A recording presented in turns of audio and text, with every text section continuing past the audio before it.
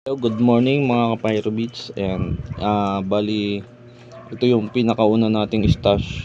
Galing nga pala to kay Tito Luha. Tito Luha, shoutout sa iyo, magandang umaga sa atin lahat. Unbox ko na to kasi gagamitin namin to mamaya dahil piyesta ng San Isidro.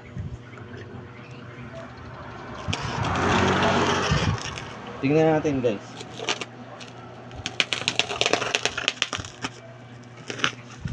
Shoutout nga pala sa lahat ng ka-Pyro ko dyan, Yan. Unboxing ulit tayo. Hangover ako dun. Nalasing kahapon.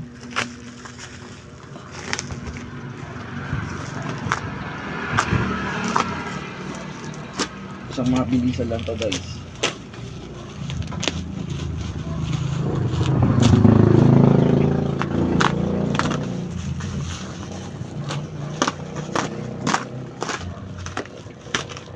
Yan, guys. Shoutout pala sa lahat ng ka-Pyro ko dyan. Yan.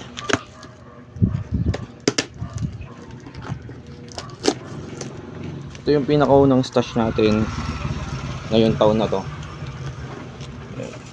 Thank you, Tito Luha. Yung mga gustong order sa kanya, PM nyo lang siya. Yun.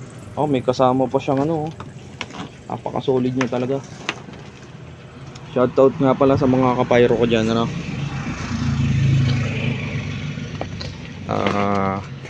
tsaka sa mga sumusuporta ng aking mga vlog at video, may bagong nga pala ako dyan. May bagong upload ako. Bali kahapon lang yun dahil nag-celebrate ang boss natin ng birthday. Ayan. Bali ito yung in-order natin kay Tatay Luha, Yun, napakasolido.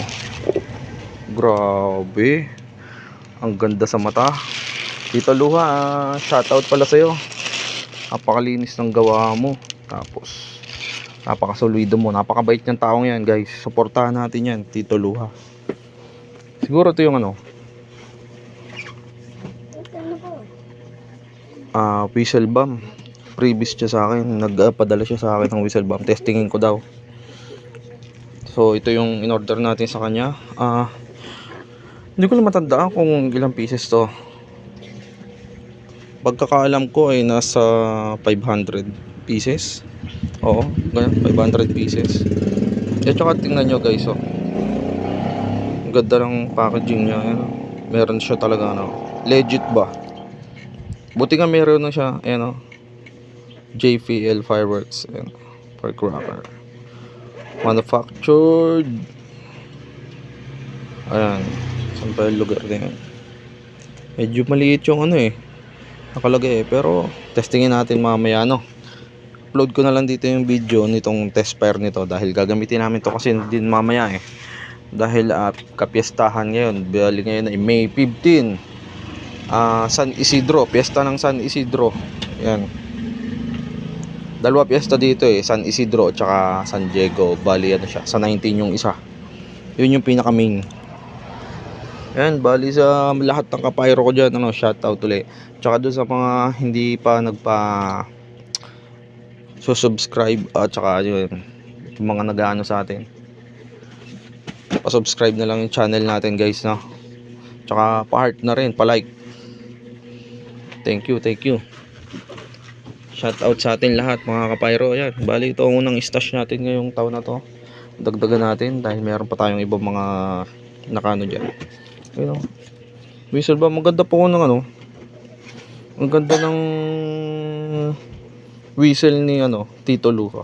Nakita ko yun pag nagte-test fire, yung mga nakakapanood na vlog niya, solid yung mga ginagawa niyang produkto. Then yung kanyang fuse okay din. So paano, hanggang dito na lang. Shoutout ulit sa atin lahat.